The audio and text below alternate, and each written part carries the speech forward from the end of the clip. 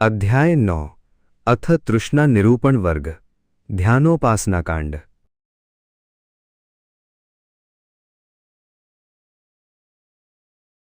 तृष्णा बढ़े वृद्धता की ओर, रहें जो अधूरे दोनों छोडर। इसकी तृप्ति संग बढ़े रोग, रहे छूटे जो अधूरी दुख योग। तृष्णा आत्मा के सहज स्वाभाविक ज्ञान के स्वरूप को ढककर, ज्ञान शून्य सा मन को बनाकर अविद्या के स्वरूप द्वारा केवल मनुष्य को परेशान ही करने वाली है। मनुष्य आत्मस्वरूप अपने ज्ञान को तो जल्द नहीं पा सकता, उसके लिए तो लंबा यत्न करना पड़ता है। परंतु इस ज्ञान रहित अवस्था में ज्ञान रूप आत्मा को पाने के लिए अधीर मनुष्य झटपट संसार के ही संस्कारों को जगाकर बाहर की वस्तुओं को ही याद करता है। याद करके फिर दूसरे प्रकार की राग द्वेष रूप तृष्णा से प्रेरित होकर उनको पाने के लिए यह यत्न करने को प्रेरित हो जाता है। उनको पाकर बाहर के सुखों में ही रम जाता है। अब ये तृष्णा के सुख सदा तो रहते नहीं। जान तो ऐसा पड़ता है कि तृष्णा को पूरी करने से सुख होगा, परंतु हाथ लगता है अंत में दुख। दुख भी वो जो कभी समाप्त नहीं होता, अंत में मृत्यु में ही छिप जाता है और वहां से भी जल्द निद्रा से जागे हुए पुरुष के समान फिर संसार में ही जन्म द्वारा लाकर पटक देता है। अंत में पुनः मृत्यु। इस प्रकार ये अंत रहित दुख ही तृष्णा का परिणाम होता है। इस तृष्णा से होने वाले दुखों को प्रथम ध्यान द्वारा समझना कि ये दुख किन किन कारणों से आते हैं, और फिर उन कारणों को समझकर इनको टालना ही उचित होगा, जिससे कि इसके सुखों से वैराग्य हो और वैराग्य द्वारा ध्यान अंत अवस्था में पहुंचे और फिर ऐसे ध्यान द्वारा सत्य का ज्ञान और आत्मा का साक्षात्कार हो। जिन जिन कारणों से तृष्णा से होने वाले दुख आते हैं, उन कारणों को ये पद्य बतलाता है। संसार और इसके सुखों की तृष्णा मनुष्य को बांधने की दिशा में ले जाती है, अर्थात उसको इस प्रकार बंधन में डाल देती हैं कि वो इससे बंध कर अपनी स्वतंत्रता को पूर्ण रूप से खो बैठता है। जैसे ये नाच नचाना चाहती है, वैसे ही वह नाचता है, चाहे इसका दास बनने का परिणाम भयंकर दुख ही क्यों ना हो। क्योंकि तृष्णा के दो किनारे हैं, या तो इसके सुख के लोभ के कारण से इसको पूर्ण रीति से तृप्त करना। यदि तृष्णा को पूर्ण करने में रोग, वैर, विरोध इत्यादि का भय भी अधिक हो जाएगा तो ये अधूरी ही छोड़नी पड़ेगी। इससे वही तृष्णा अधूरी रही हुई अग्नि के समान जलाएगी, और यदि इसको पूर्ण रीति से तृप्त करें तो ये बढ़ती ही बढ़ती जाएगी। अंत में इतनी बढ़ जाएगी कि इसको पूरा करना असंभव हो जाएगा। यदि कोई पूरा करना चाहेगा तो शारीरिक रोग उत्पन्न करेगी और दुख, सुख, चिंता इत्यादि का मानसिक रोग भी उत्पन्न करेगी। इसी प्रकार इन दुखों के कारण से ये अधूरी ही छूटी रहेगी, तो इससे भी मन सदा दुखी ही रहेगा। यही सब तृष्णा का दुख है, अर्थात पूरे करने का या अधूरा छोड़ने का। इसी दुख से बंधा हुआ प्राणी इसे पूरा करने को अधूरे छोड़ने की चिंता में बंधा हुआ अपने सही आत्मा के कल्याण का मार्ग पर चलने में स्वयं को शक्तिहीन या अयोग्य ही समझता है। इसलिए ऐसे इसके दुखों को पूरी तरह से समझकर इस तृष्णा से मुख मोड़ना ही उचित है। इसी का नाम वैराग्य है। इसके बिना कल्याण के मार्ग की यात्रा सफल नहीं होती।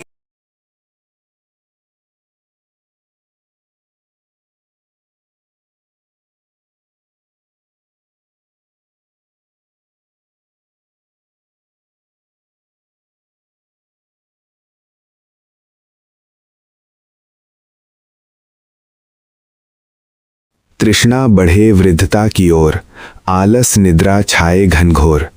इनको तोड़े महाउद्योग, नहीं तो अंत मृत्यु का ही योग। तृष्णा मनुष्य को केवल बुढ़ापे की ओर ही ले जाती है, अर्थात तृष्णा का पुजारी शीघ्र ही तृष्णा के रोगों के कारण समय के बिना भी शक्तिहीन होकर बुढ़ापे जैसा दुख पाता है। आलस्य बढ़ जाता है, निद्रा खोई रहती है, और इसी तृष्णा से आलस्य और निद्रा इतने घनघोर होते हैं कि ऐसे व्यक्ति का किसी प्रकार का भी उद्योग करने का मन ही नहीं होता। एक ओर से तो तृष्णा को पूर्ण करना और इसकी पूर्ति के लिए संसार में भयंकर से भयंकर यत्न भी करना, और दूसरी ओर आलस्य और निद्रा के सुख में भी खोए रहना, तो इसी में ही सारा जीवन व्यतीत हो जाता है। पहले बुढ़ापा आ जाता है, फिर जीवन की समाप्ति हो जाती है। अब इस प्रकार बढ़ी हुई तृष्णा को महान उद्योग करने वाला ही तोड़ सकता है। यदि उद्योग नहीं कर पाया तो बस ऐसे व्यक्ति का अंत भी मृत्यु में ही होगा, जिससे कि वो फिर से संसार में ही जन्मेगा और मरेगा। इस प्रकार ये चक्कर भी कभी समाप्त नहीं होगा।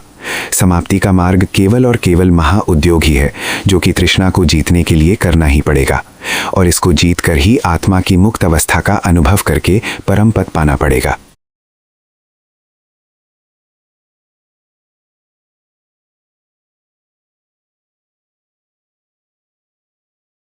तृष्णा बढ़े वृद्धता की ओर, बढ़े इससे रुग्णता का जोर। दुख में दिन बीतने न पाए, यही तो पुनः मौत को बुलाए। तृष्णा दिनों दिन बढ़ती जाती है, अर्थात ऊपर की ओर से चढ़ती जाती है। जब ये अधिक बढ़ चढ़ जाती है तो देह में रोग उत्पन्न करने लग जाती है। परंतु मनुष्य तृष्णा पूरी करने से रुकता तो है नहीं, क्योंकि तृष्णा को रोकने से ये अग्नि के समान जलाती है। इसके जलन के दुख को शांत करने के लिए मनुष्य इसको पूरा करने से नहीं टलता। नतीजा ये होता है कि अंत में रुग्णता या रोग अवस्था का जोर बढ़ जाता है। ऐसी अवस्था में मनुष्य इससे अति दुखी होता है और इस दुख में ही दिन या समय को व्यतीत करना भी भारी होता है। इसी से पुनः मनुष्य स्वयं मौत को भी बुलाने लग जाता है। वो सोचता है कि मौत से मेरा दुख टल जाएगा, केवल जीवन ही दुख रूप मालूम हो रहा है। एक और तृष्णा को पूरा करके थोड़ा सुख पाने से जो तो रोगों के दुख की आग जलती है। इस आग से बचने के लिए यदि तृष्णा को पूरा नहीं करते तो तृष्णा स्वयं अग्नि रूप बनकर के जलाती है। इस प्रकार तृष्णा के सुखों का दास दोनों से दुखी और निराश होकर मृत्यु को ही अंतिम शरण मानता है। तृष्णा को पूरा करके सुख पाने वाला व्यक्ति मन से इतना दुर्बल हो जाता है कि तृष्णा को थोड़ा भी अधूरा छोड़ने का दुख सहन नहीं कर सकता। ऐसा व्यक्ति तप और साधन के अत्यंत अयोग्य हो जाता है। उसे सब दुखों का अंत आत्मा में देखने की शक्ति नहीं रहती। इसलिए तृष्णा को थोड़ा कम मात्रा में पूरा करके और अधिक को अधूरी ही छोड़ करके, अधूरी छोड़ने के कष्ट को सहन करके आत्मा के साक्षात्कार का मार्ग खोजे।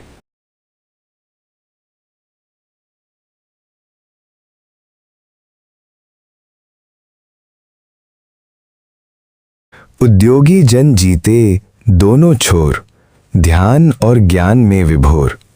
छंद हो तो जीते पुनः मौत, मन चाहा जीवे बोले ऋषि श्रोत। उद्योग करने वाला मनुष्य इस तृष्णा के दोनों किनारों को जीते, जीतने के लिए ध्यान और ज्ञान में सदा लगा रहे। इसका तात्पर्य यह है कि जितनी तृष्णा पदार्थों के सुख पाने की हो, उसको पहले ध्यान में परीक्षा की कसौटी पर कसे कि कितनी तृष्णा पूरी करनी चाहिए। देह धारण करने के लिए कितना बाहर के पदार्थों का सेवन करना चाहिए, और दुख उत्पन्न करने वाला या रोग शोक आदि को करने वाला जितना इसका संग हो, उसको भी ध्यान में निश्चित करके अपने ज्ञान में बसा करके उद्योग करके कष्ट पाकर के भी उस संग को त्याग ही देना। इस कष्ट को सहन करने में मन भी इस प्रकार साधना चाहिए कि ये तृष्णा रोकने के खेद से दूसरों के साथ कोई मिथ्या व्यवहार ना करे। तृष्णा अधूरी छूटने से चिड़चिड़ापन, क्रोध, संशय और दुख आदि का तनाव मन में छाया रहना संभव है।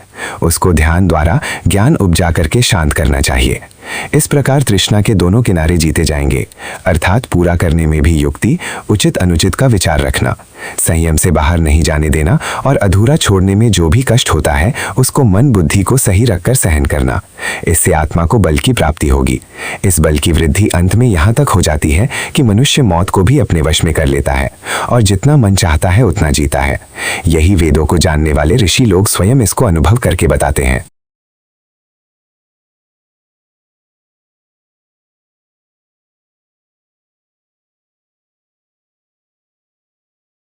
कष्ट बिना न होवे उद्योग, कष्ट में न सहज छंद योग। मुनिज मन देख दुख सब और, दीर्घ जीवन के हेतु न करे जोर। यदि मनुष्य को आत्मा का साक्षात्कार और नित्य सुख पाने के लिए उद्योग अर्थात मेहनत व हिम्मत करना है, तो उसे थोड़ा कष्ट के साथ बसना या जीना भी सीखना पड़ेगा। अर्थात कष्ट में होते हुए भी अपनी हिम्मत ना हारकर साधन में लगा रहना पड़ेगा। मन का इरादा तो सुख वाली वस्तु का पीछा करने का होता है।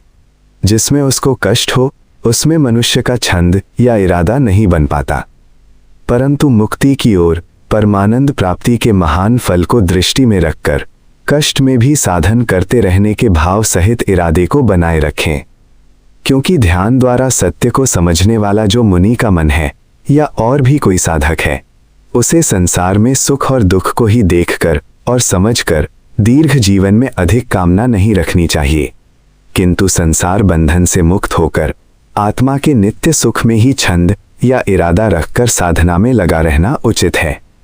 ऐसी साधना करते करते जो कुछ भी श्रेष्ठ स्वास्थ्य, दीर्घ जीवन जीना है या मिलना है, वह स्वयं अपने आप ही हो जाएगा।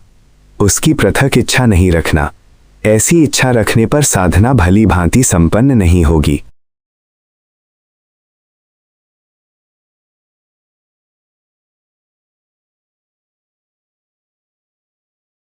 छोटे सुखों का तुझे नहीं है ध्यान, मोटे सुख कड़ाही करे सन्मान। छोटे सुख जो दृष्टि में बस जाएं, तो बहते दुखों में भी मन सुख पाए।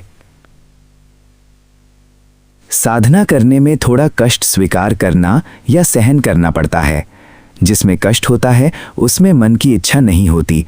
कष्ट केवल साधना करने में इस वस्तु का है। ये आदत के सुख जो कि सुख को बढ़ाने वाले हैं, उनको टालना पड़ता है और उनसे मन को भी हटाना पड़ता है। अब जिस प्रकार से उन सुखों से मन को हटाकर कष्ट से होने वाली साधना में लगाना है, यही इस पद्य का भावार्थ है। हे साधक पुरुष, जो छोटे सुख हैं, जैसे कि भूख की अवस्था में अन्न खाने की तृप्ति का सुख, और बहुत से रोग आदि से बचे रहने पर स्वास्थ्य का सुख, और परिश्रम करने पर निद्रा का सुख, और भली संगत में रहने से पुरुषों से होने वाले दुख से बचाव का सुख, और भी वैरी विरोधी न होने का सुख, इत्यादि इत्यादि बहुत से सुख मनुष्य को केवल मनुष्य बनने से ही और थोड़े संयम रखने से ही प्राप्त हो जाते हैं। इन सुखों के लिए वो परमेश्वर को धन्यवाद नहीं देता, ये उसके लिए दृष्टि में भी नहीं आते। किंतु मोटे सुख जैसे अधिक धन, बहुत मान और अधिकार, और दूसरों से अधिक बलशाली होकर अपना गर्व या अभिमान दिखाने का जो ये सुख है, जो कि अन्य किसी में देखने में आते हैं, और विषय के सेवन का भी जो बढ़ा चढ़ा सुख है, ये ही इसकी दृष्टि में बसे रहते हैं। परंतु साधना करने वाले के लिए तो यही उचित है कि उसे इन सब बड़े सुखों की उलझन में नहीं पड़ना चाहिए, परंतु जो छोटे सुख, भूख इत्यादि में उचित भोजन करना इत्यादि के जो सुख हैं, उन सुखों को तो त्यागना नहीं है, लेकिन मोटे सुखों को भी दृष्टि में नहीं रखना है। जब इन मोटे सुखों को त्यागने का साधक को दुख प्रतीत हो, तो उसे निराश होने की आवश्यकता नहीं कि उसके सब सुख खो गए। सुख उसका कोई नहीं खोया। जो मनुष्य का मनुष्य होने का सुख है, उसको पहचान कर मन को धैर्य और संतोष में रखें, और अपने साधना के कष्ट को सहन करता हुआ उद्योग अर्थात मेहनत व यत्न करता रहे। सांसारिक मोटे सुखों की कामना रखता हुआ प्राणी भी तो बड़े बड़े संकट झेलता है। इसी प्रकार साधक को भी परम पद के सुख को पाने का और सब बंधनों से मुक्त होकर अपनी आत्मा में सहज सदा बने रहने वाला सुख दृष्टि में रखकर कष्टपूर्वक उद्योग करने से घबराना नहीं चाहिए। जब इसके दुख की ओर दृष्टि जाए, तो छोटे छोटे जो अपने सुख होते हैं, उनकी प्राप्ति को याद करके और ध्यान में उनकी स्मृति करके अपने आप को दुखी न समझे। इसके विपरीत दूसरे के मोटे सुख वाले जीवों के मोटे मोटे दुख और उलझनों को देखकर अपने को उन दुखों से बचा हुआ पहचान कर छोटे छोटे सुखों वाला होने में ही मन को संतुष्ट करें, और अपने को अच्छे भाग्य वाला समझे कि मैं मोटे सुखों की उलझन से बचा हुआ हूँ। जब मनुष्य ऐसा ध्यान में लाएगा, तो मोटे सुखों की ओर जाने वाला मन दुखी होने पर भी छोटे सुखों से ही तृप्ति मानने वाली बुद्धि उसको संभाल लेगी।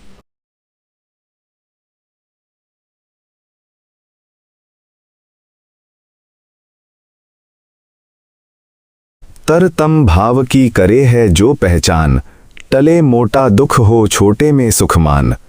तृष्णा का बड़ा सुख भी जो मन में बसाए, उसे बाल का सुखी पना दिनों दिन हराए।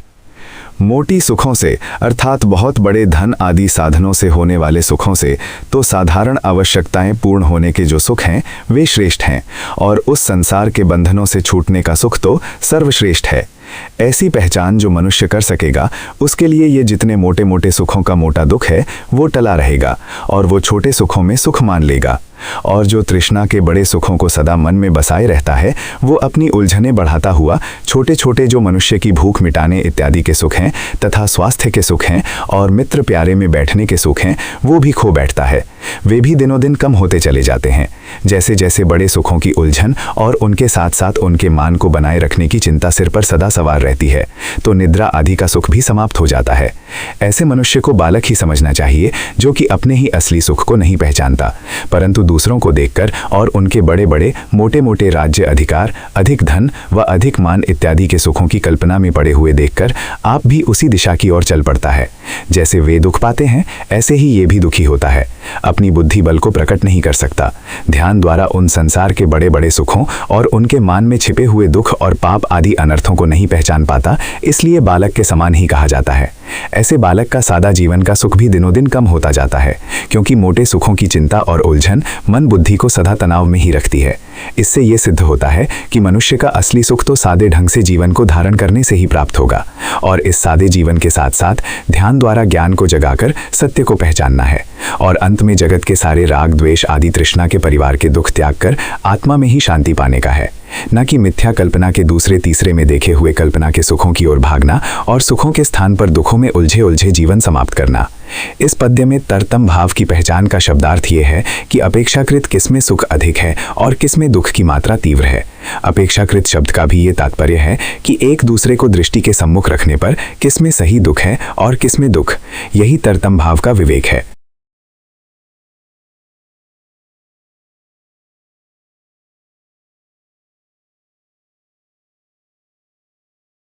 जग के सुख में ही माने जो बहुमान, उसके सुख की बनी न रहे शान। गया सुख हुआ मान तभी लुप्त, रहा वह कौन रह जो इसमें सुप्त।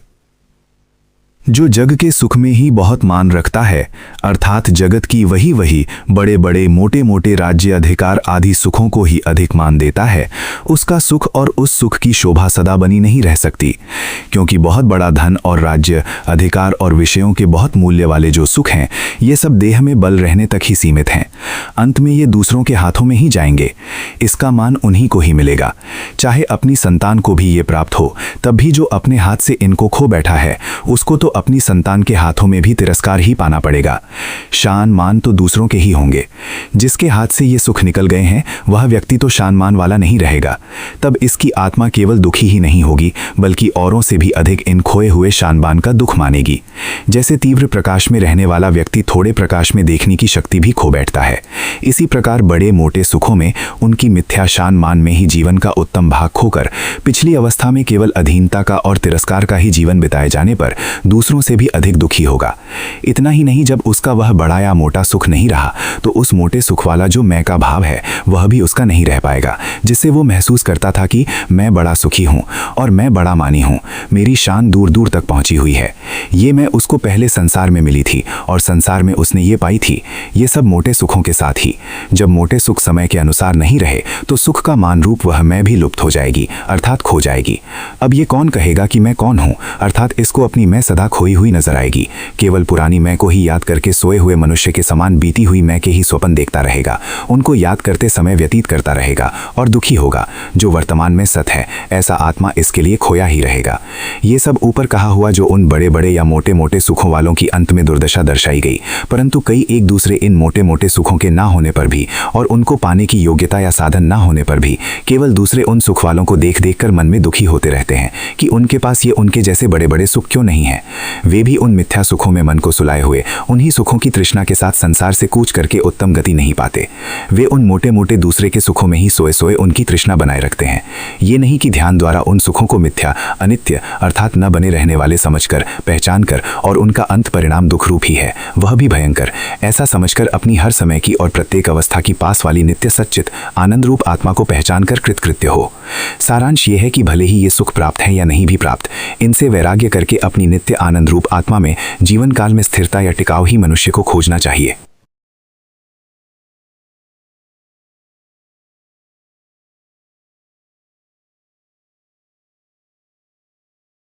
जब लो मन में अटकी कोई जगत की ही शान, तब लोग मति भटके नहीं आत्मा का ज्ञान।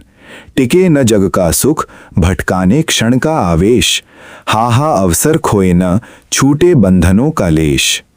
जो जगत के मोटे मोटे सुखों की शान में भूला हुआ प्राणी है और उसी शान मान की मैं को अपना आपा समझता है, अर्थात आत्मा मानता है, वह प्राणी जब बलहीन हो जाने पर ये मोटे सुखों की शान और मान नहीं पाएगा, तो उसका वो मोटे सुखों वाला मैं भाव भी खोजने पर भी कहीं नहीं मिलेगा, तो वो खोई हुई मैं वाला कहीं सुख नहीं पाएगा। जैसे कि नशा पीने पर नशे की मस्ती की मैं के साथ खेला हुआ ये प्राणी जब नशे से विहीन रह जाए, तो उसे अपनी नशे की मस्ती वाली मैं या मैं का भाव न मिलने पर उसका मन सारे जगत की रौनक मेले में कहीं भी रमण नहीं करता, केवल नशे की भी याद में, चिंता में, अपने आप में खोया रहता है। यद्यपि जीवन धारण कर रहा है, खाने व पीने का भी सुख है, निर्भयता के साथ मनुष्यों में भी विचर रहा है, परंतु वो मिथ्या आत्मारूप उसकी नशे वाली जो मैं है, वो नशा न मिलने की दशा में खोई हुई उसको कहीं भी प्रसन्न नहीं रहने देती। ऐसे ही जगत के मोटे मोटे सुखों की शान और उनके मन में नशे के समान मदयुक्त व्यक्ति उनके न रहने पर खोया खोया हुआ कहीं सुख नहीं पाता है। यद्यपि सच्चिदानंद रूप आत्मा को जीते हुए व्यक्ति ने कभी भी खोया हुआ नहीं होता, परंतु नशा या वही मोटे मोटे संसार के अधिकार व मान आदि के सुख बिना ये सत्य आत्मा होता हुआ भी खोया हुआ सा प्रतीत होता है, क्योंकि ये सुख तो टिकते नहीं, परंतु फिर भी बाहर के सुखों के राग और उन्हीं के निमित्त द्वेष और मान मोह आदि बंधनों के कारण सच्चित रूप आत्मा का साक्षात्कार नहीं हो पाता और उसका सुख प्रकट नहीं होता। इनके न होने से जीव अनंत दुख के सागर में गोते खाता रहता है। जब तक मन में जगत की ही अर्थात जगत के सुखों की ही शान या शोभा अटकी बैठी है, चाहे वे वर्तमान हैं, चाहे वे समय के अनुसार हाथ से निकल चुके हैं, तब तक बुद्धि उन्हीं के पीछे भटकती रहती है। जो सब क्षण सर्वव्यापक, सर्व समय जागृत, स्वप्न, सुषुप्ति, इन तीनों अवस्थाओं में वर्तमान शुद्ध ज्ञान रूप आत्मा है, उसका ज्ञान नहीं हो पाता। जैसे कि नशे वाले का दृष्टांत पीछे दिया गया है। जैसे उसका मन नशे में भटका हुआ, उसी के कारण उसकी बुद्धि भटकी हुई होने से, नशे के सुख में बंधे हुए होने के कारण सारे जगत में जागता हुआ ज्ञान रूप अपना आपा, अपनी आत्मा जगत में कहीं भी सुख को नहीं मानता, अपने आप में कहीं भी शांति नहीं पाता। इसी प्रकार जगत के सुखों में जो मन अटक रहा है और इसी प्रकार बुद्धि भटक रही है, उसको भी अपनी आत्मा में या सर्वव्यापक सब में समान रूप से टिके हुए जगत रूप विभूति के साथ ब्रह्म स्वरूप में कहीं भी सुख शांति नहीं मिलती। यद्यपि सब जानते हैं कि जग का कोई भी सुख सदा बने रहने वाला नहीं है, फिर भी जब उसकी इच्छा का आवेश क्षण भर के लिए आता है तो मनुष्य उसमें ऐसा भटक जाता है कि उन्हीं सुखों की ओर ही भागता है और उन्हीं की तृष्णा की पूर्ति करता रहता है। नियम, ध्यान, ज्ञान जगाकर इन राग आदि बंधनों को पहचान कर उनको छोड़कर उन्हें अपनी सदा बने रहने वाली सच्चिदानंद रूप आत्मा में उसके सुख को प्रकट नहीं कर पाता और बाहर के सुखों की तृष्णा को पूरा करने में ही मनुष्य जीवन खो बैठता है और बंधन अल्प मात्रा में भी छूट नहीं पाते। वह व्यक्ति उन्हीं से बंधा हुआ जन्म मरण के चक्कर में बना रहता है, जैसे कि एक के बाद एक दूसरे सुखों के बंधन और इन्हीं के चक्कर में पड़ा पड़ा दुख पाता है। यह तृष्णा तो पूरी होती नहीं और इसके सुख रहते भी नहीं। जब सुख सुख नहीं रहते तो दुख ही हाथ लगता है।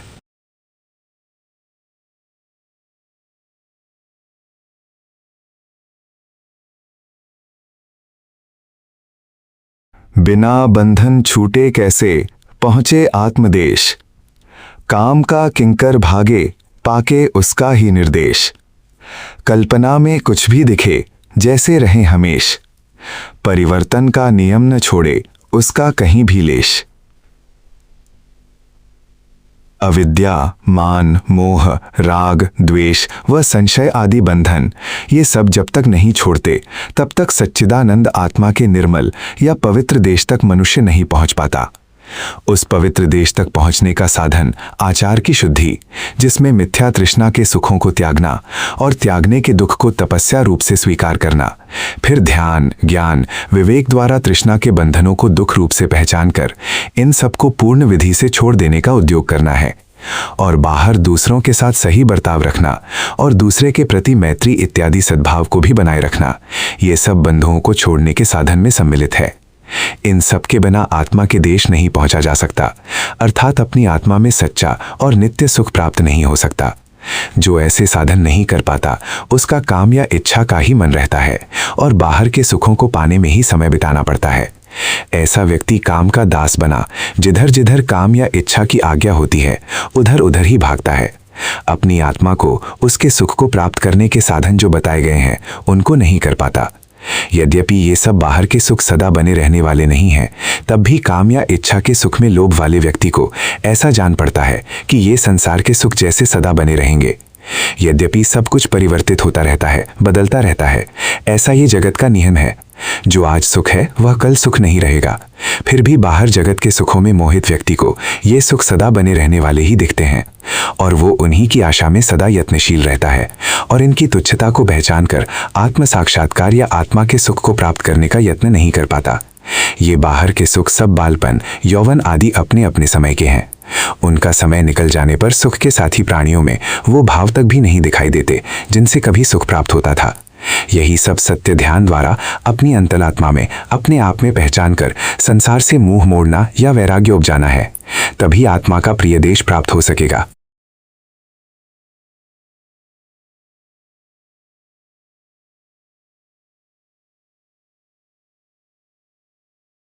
पूर्व परिचितों में कितनी तेरी बनी रहे झोंक, और उनके संग कितना परिचित चाहे मैं का लोक। ऐसी तृष्णा के रहते हो कैसे आत्म प्रकाश, और वैसे ही फिर परमात्म पद पाने का अवकाश। बंधन टूटे बिना आत्मा प्राप्त नहीं होता। अब बंधन कामना के सुख की दास्ता के कारण छूट नहीं पाते। यद्यपि उनका सुख सदा बने रहने का नहीं है, क्योंकि सब परिवर्तनशील हैं। उनका समय होता है। समय के बदलने पर उन सुखों के साथी संगी भी अच्छे नहीं लगते। केवल सांसारिक सुखों के लोभी व्यक्ति का सुखों को ही पाने का यत्न नहीं रहता, बल्कि इससे भी अधिक इन सुखों के संग में जो उसे अपना आपा या मैं का भाव अनुभव में आया है, इस मैं के लोभ में भी वो सब सुखों की ओर भागता है, और जिनके संग से सुख मिलता है उन्हीं में ही सदा मन की लगन बनाए रखता है। परिचित सुख मिले बिना परिचित मैं का अपने आप में अनुभव नहीं होता। जैसे नशे वाले व्यक्ति को नशा मिलने पर ही अपना आत्मभाव या वैभव प्राप्त होता है। नशे की मस्ती में ही वो ये समझता है कि अब मैं अपने आप में हुआ या आया। यही उसका नशा पूर्ण होने पर मैं की या काम इच्छा वाली आत्मा की प्राप्ति होती हुई प्रतीत होती है। ये भी उसे बड़ी मीठी लगती है। इसका लोभ सदा छाया रहता है। इसके बंधन से छुटकारा नहीं बन पाता है। इससे पहले वो नशे के बिना और उस नशे की खुशी के बिना खोया हुआ सा था। इसी प्रकार जिन जिन से सुख मिलता है, ऐसे परिचित प्राणियों और पदार्थों में ही अपनी मैं मिलती है या सांसारिक आत्मभाव प्राप्त होता है। जो सच्चा आत्मा है वो तो सच्चिदानंद रूप में अर्थात सदा सब अवस्था में ज्ञान रूप से उपस्थित है, परंतु काम या इच्छाओं वाले आत्मा के बंधनों के कारण ढका ही रहता है। यही सब इस पद्य में बताया गया है। हे प्राणी, जिन प्राणी और संसार के पदार्थों के संग से तुमने सुख पाया है, उनकी ओर तुम्हारा कितना झुकाव हो रहा है, अर्थात तुम सदा उन्हीं की ओर झुके रहते हो, और उन्हीं के संग से पाई हुई जो मैं या काम आत्मा या सांसारिक कामना की प्राप्ति है, उसी के लिए भी तुम्हारी कितनी लालसा हो रही है, क्योंकि ये मैं भी उन परिचितों के संग से ही तो मिली थी। वो मैं भी तुम्हारी परिचित हो गई है। इसी मैं के अपने पहले से जाने बूझे लोक में ही तुम बसे रहना चाहते हो, जो कि अपने बाल्यकाल आदि समयों का है। उनके बीतने पर वो कहीं भी मिलने का नहीं होता। इसके बिना तुम खोए खोए से रहते हो। इसी को पाने के लिए कामना के सुख समय के अनुसार दुखदायी होने पर भी केवल परिचित जगत में मैं भाव पाने के लिए ही सेवन करने पड़ते हैं। ये मिथ्या काम आत्मा की मिथ्या प्रीति का दंड है, और सत्य आत्मा को पाने के लिए यत्न न करने के कारण शाप रूप भी है। ऐसे संसार के सुखों को और उनके संग से मिथ्या मैं भाव को पाने के कारण से ही सच्ची आत्मा का प्रकाश नहीं हो पाता। फिर इसी आत्मा का व्यापक स्वरूप संभाव अर्थात सब में रहने वाला जो परमात्मा शब्द से कहा जाता है, उसको भी साक्षात्कार करके करने का अवकाश या मौका कैसे प्राप्त हो सकेगा। इस सब का तात्पर्य ये है कि जब तक मिथ्या कामना का राग और मोह नहीं छूटता तथा इन्हीं सुखों के संग से जगत में पाई गई मिथ्या मैं भाव का मोह नहीं छूटता, तब तक आत्मा और परमात्मा की प्राप्ति नहीं हो सकेगी, और सदा बना रहने वाला सुख भी प्राप्त नहीं होगा, तथा सब दुखों का सदा के लिए अंत भी नहीं हो पाएगा।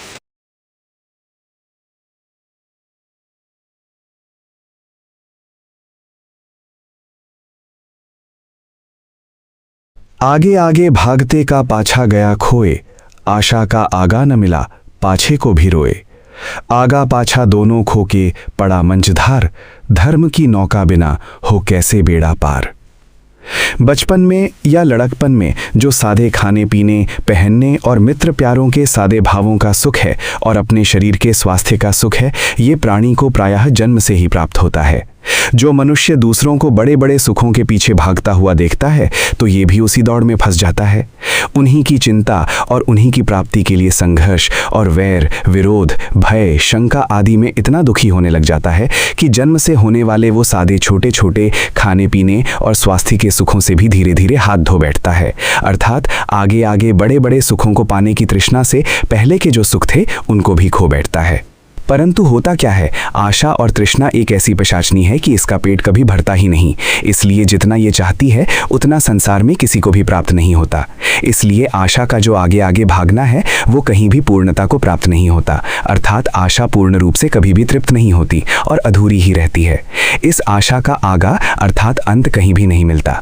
इस आशा के आगे के अंत को पाने के लिए, इसे पूर्ण रूप से तृप्त करने के लिए जो मनुष्य सदा उद्योग में लगा रहता है वो पीछे होने वाले सारे सुखों के लिए भी रोता है, क्योंकि आशा के जितने भी सुख होते हैं वे तृष्णा की वृद्धि के साथ साथ रोग, शोक, दुख और अनंत उलझन को उत्पन्न कर देते हैं, जिससे स्वास्थ्य और सादे खान पान और मिलने जुलने का सुख भी समाप्त हो जाता है।